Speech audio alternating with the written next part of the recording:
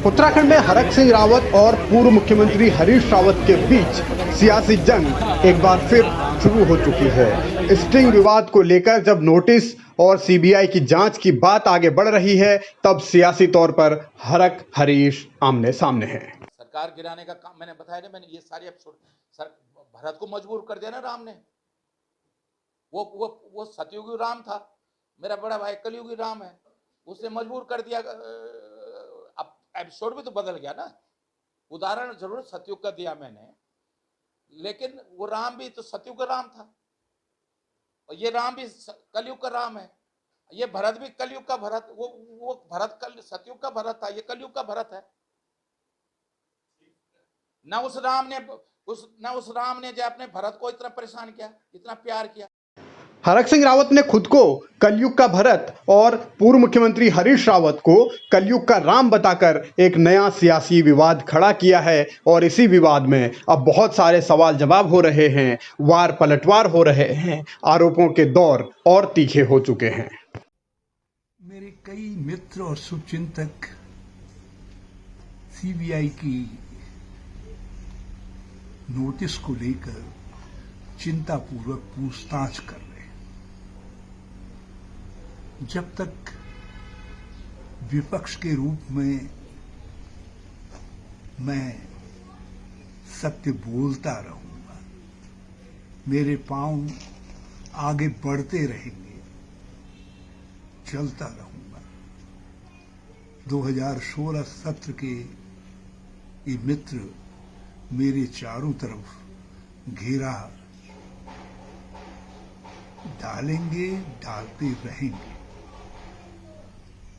मैं केवल एक बात जानता हूं कि सत्यमेव जयते। हरीश रावत इसी उम्मीद के साथ आगे बढ़ रहे हैं कि सच की जीत होगी, लेकिन सियासत फिलहाल इस मुद्दे पर है कि आखिर ये जांच जाएगी कहां तक और आंच किस किस तक आएगी। लेकिन यही चुनौती है और इसी चुनौती के बीच लड़ाई चल रही है।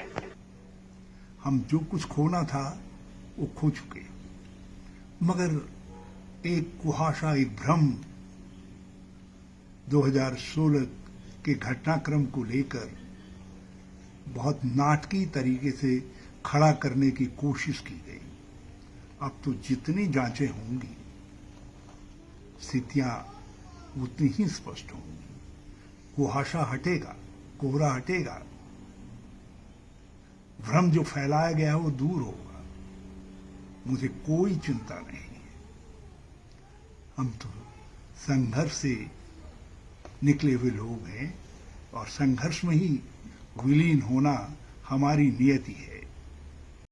कांग्रेस केंद्र में 2014 से और उत्तराखंड में 2017 से सिर्फ संघर्ष ही कर रही है और यही संघर्ष पार्टी के भीतर तकरार की एक बड़ी वजह भी है। अब उत्तराखंड में लोकसभा चुनाव से पहले हरीश और हरक के बीच ये जुबानी जंग बहुत आक्रामक है अभी, क्योंकि टिकट को लेकर दोनों नेता आमने सामने हैं हरिद्वार लोकसभा के लिए, और इसीलिए अब ये भरत और राम वाली कहानी अपने अंदाज में सुनाई जा रही है।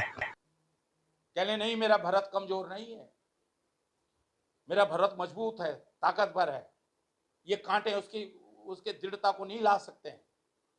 लेकिन मेरे भरत को यह महसूस होगा जब उसके पैरों में कांटे चुभेंगे, मेरे भरत को यह महसूस होगा कि मेरा बड़े भाई के हाथ पैरों में ये कांटे चुभे थे, तो उसको दर्द, इस बात का दर्द होगा कि मेरे बड़े भाई के पैरों में ये कांटे चुभे। तो वो राम था, सतयुग का राम। मेरा तो कलयुग का राम है मेरा बड़ा भाई, और मैं भी कलयुग का ही भरत हूँ। सीधी सी बात है, मैं अगर बड़े भाई को कलयुग का राम कह रहा हूं तो मैं भी कलयुग का भरत हूँ।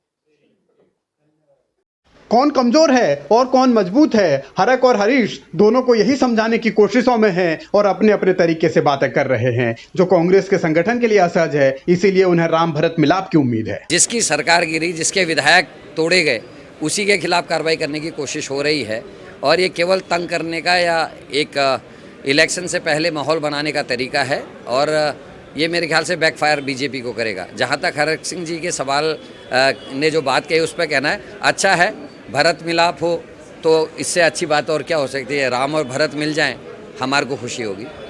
2016 में जो हुआ वो इतिहास बन चुका है। वर्तमान में अब भविष्य को संवारने की बारी है, लेकिन उसी इतिहास के सहारे वर्तमान और भविष्य के बीच कांग्रेस उलझी हुई है। हरीश रावत अपनी जिद पर कायम है तो हरक सिंह रावत का भी अड़ियल रवैया बरकरार है। दोनों नेता एक दूसरे के खिलाफ अलग अलग तरीके से अलग अलग मौकों पर बातें करते रहे हैं, लेकिन इन बातों से हल क्या होगा, इन बातों का फल क्या मिलेगा, यही सवाल है। और एक बार फिर यही असल लड़ाई टिकट को लेकर है। टिकट किसे मिलेगा, टकराव इसी बात को लेकर ज्यादा है।